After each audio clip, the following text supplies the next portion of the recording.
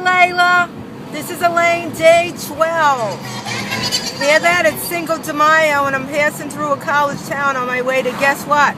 Work. Yeah, work. Yeah. That's interesting. I want to tell you about my work. I don't really like to talk about it, but I'll tell you about it. I blogged about it. So I guess that, like, I'm not out, I'm not in the closet about it. But it's pretty interesting. It's a pretty interesting metaphor, guys. I work in a prison. Yay! And guess where I'm going? To a prison. And guess what that's a metaphor for, huh? My imprisonment. You know, I've been doing the same job for 15 years.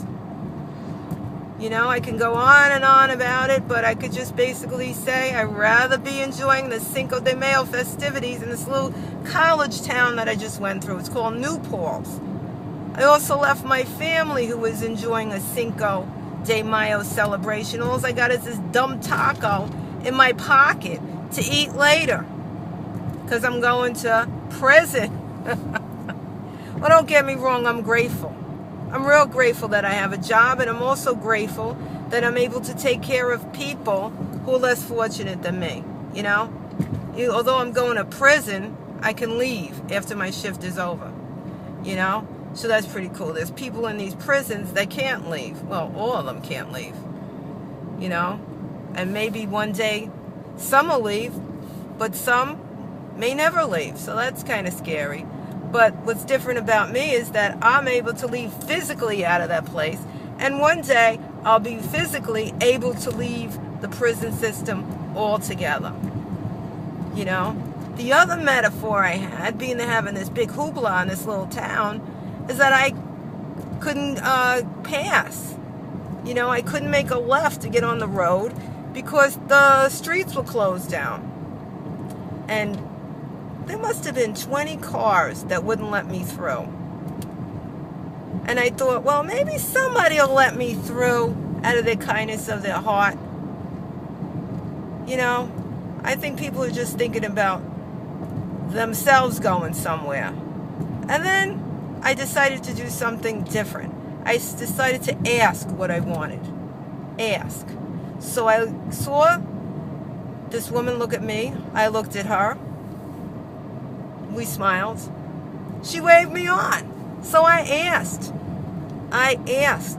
to be let in the road, you know? And that's a metaphor for life. If you need help, you need to ask somebody that's going to help you. You know, somebody that you... And maybe 20 people, like those 20 cars or so that went by, were not the right people to help me. But one person was. And that's the same for life, I believe. Not everybody there is out to help you or me or anybody else, but a lot of people are like us. They want to help everybody. And I guess we're kind of rare, because if you want to say 20 to 1 is willing to help one person, that's good. I'm one of them. You're one of them. So, Layla, thanks for giving me a place to express myself on in this platform. I just want to share real quick what I learned today. And it's not that I learned it, I heard it, but I learned it today. I heard it in the past. And that was another way to help people. You put on your blogs things for free that'll help people. So what I did today on my blog was I found David Sharp when he was with MLSP, explain how to post things on Craigslist for free. So what I did was I embedded that video and wrote a blog post around it and posted it on Facebook that here's free information. Because you know what, when I was starting this, not like I'm on old time, I've only been doing this since February. When I started this, I was so unfocused, or I don't know if that's a word, but defocused maybe. And David Sharp comes in my head, focus. And but I wasn't focusing, and what I was looking for was a program to learn how to do this Craigslist thing. You don't need a freaking program. It's right there on my blog, www.empowermentnetwork.com, Nurse Elaine. Enjoy your day. We're all blessed. God bless you all.